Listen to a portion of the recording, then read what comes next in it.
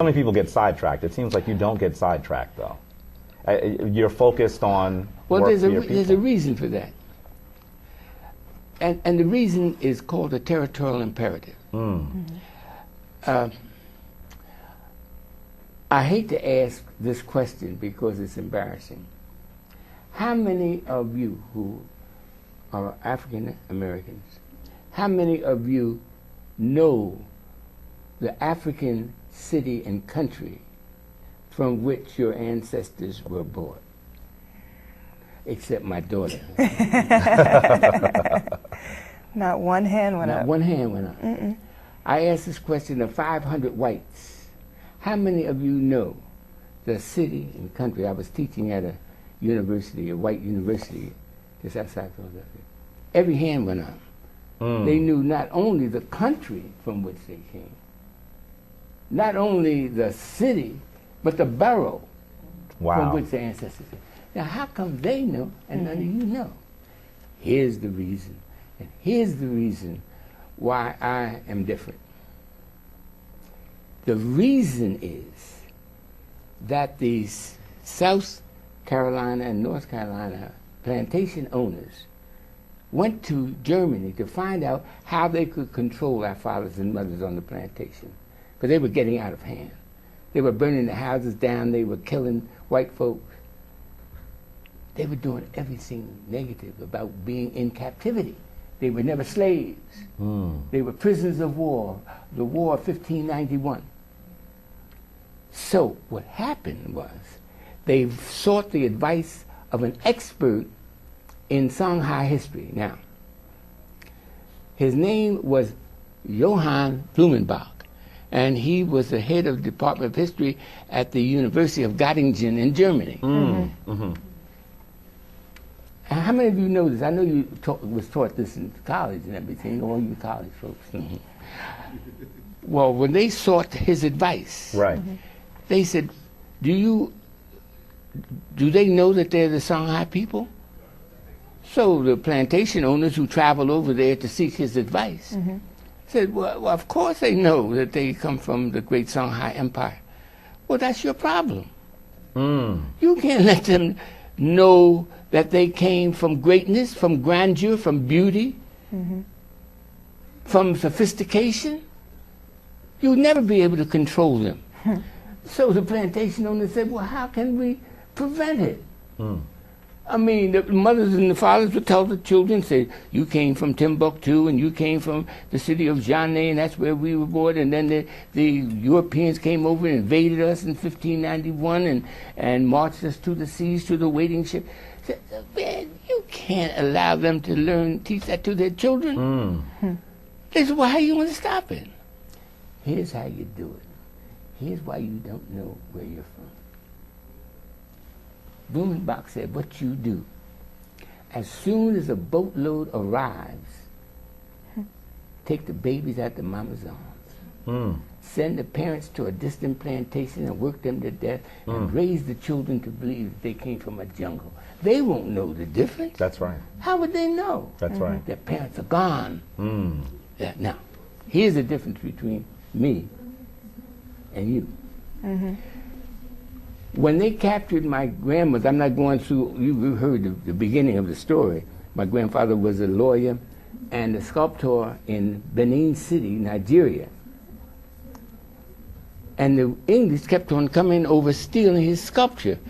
Some of his sculpture ended up at the Art Museum in West Philadelphia, where they came to show it off because it was world-class sculpture. So have you been able to see this sculpture? Oh, sure. Wow. Yeah, we've got some in the book. But anyhow, what happened was his wife hassled him and said, don't fight the English when they come over, just let them have the sculpture. I'm pregnant, and they'll kill you. Then I'll be a widow, and they'll put me on board ship and take me over there where they're taking all the rest of those prisoners of war. But my grandfather, whose name was Mwale,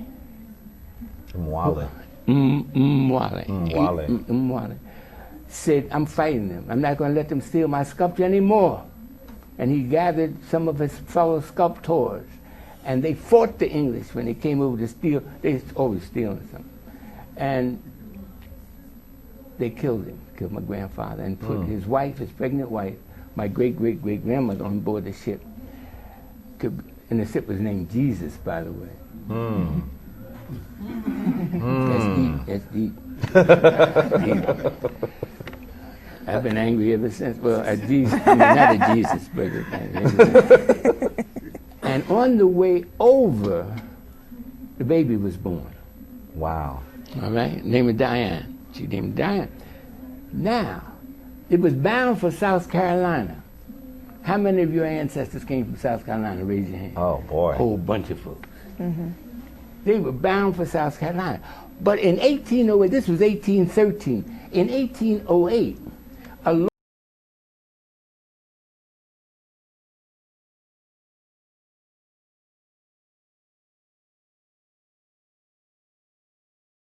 came from the Songhai That's Empire. right.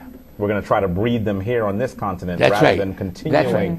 the cultural memory. They don't even let them learn the name Songhai. Because then they'll start investigating. Then take away their ability to read and write, pass laws against them learning to read and write. Then they can't learn anything about the Songhai Empire. And they passed a law, 200 years, a law not allowing blacks to learn to read and write. Well, anyhow, in 1808, this law was passed forbidding any more importations of Songhai people. Now, nobody paid any attention to that law at all except one little group called abolitionists. Now, the abolitionists put their money together and they bought a ship. And they patrolled the seas looking for prisoner of war ships, which you all were trained to say slave ships. They were no slave ships, they were prisoner of war ships. Very important distinction. Very important distinction. That's right. And when we teach our children, they were never slaves. That's they right. were children, descendants of prisoners of war. Like McLean. He That's was a right. prisoner of war. That's right. He wasn't a slave. That's right. He got captured by the enemy. That's right. On the way, this abolitionist ship captured the ship that my great-great-grandmother was on.